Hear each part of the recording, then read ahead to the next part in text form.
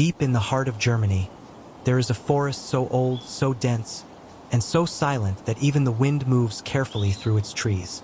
They call it the Black Forest, a place of legends, whispers, and shadows. For centuries, people have feared what watches from behind the pines. And at the center of one of its darkest stories stands an old house. A house that locals say is cursed. This is the story of the Black Forest house curse.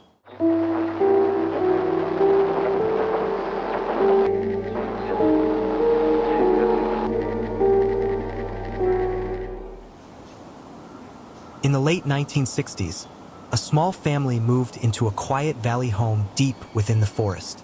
They wanted peace, a life away from the city. The house was old, built of dark timber, with heavy windows and a cellar that never quite dried. But something about it felt alive. The air inside was always cold, no matter the season. Some rooms felt heavier than others, as if the air itself was watching.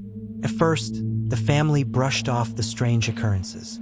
Doors that opened on their own, footsteps in the attic at night, faint tapping on the windows when the forest outside stood still and silent.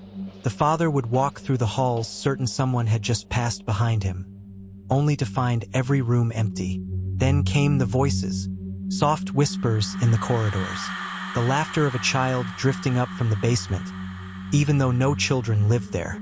Sometimes the mother would wake in the night, convinced someone was sitting on the edge of her bed, watching her in the dark.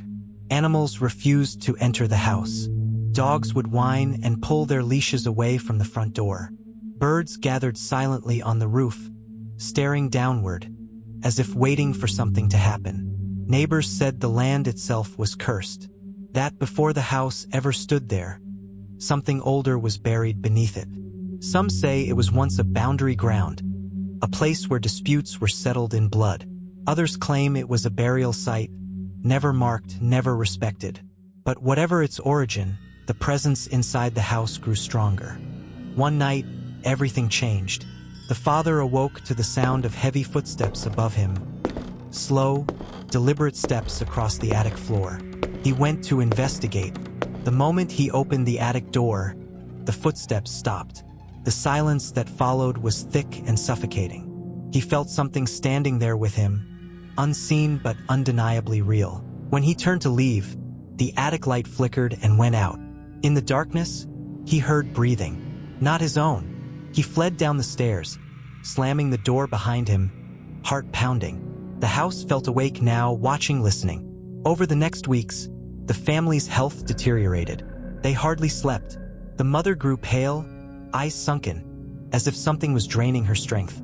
The father stopped going to work, and the nights became worse.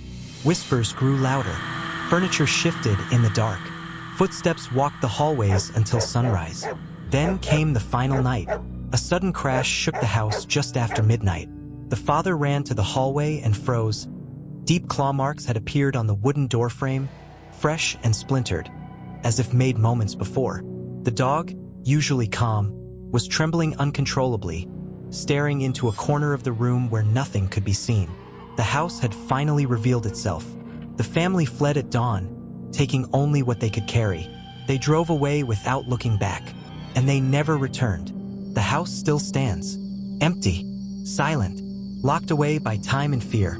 But sometimes, hikers passing through the forest report strange sounds coming from within its rotting walls. A soft voice, a laugh, the creak of footsteps walking across the attic floor. Locals warn never to approach after dark, because some say the house is waiting for the next family who believes the forest is peaceful, waiting for someone who thinks they can live in silence, waiting for the sound of footsteps on its stairs once again. And so the legend remains. A reminder that some places are not abandoned. They are merely resting, listening, watching, remembering,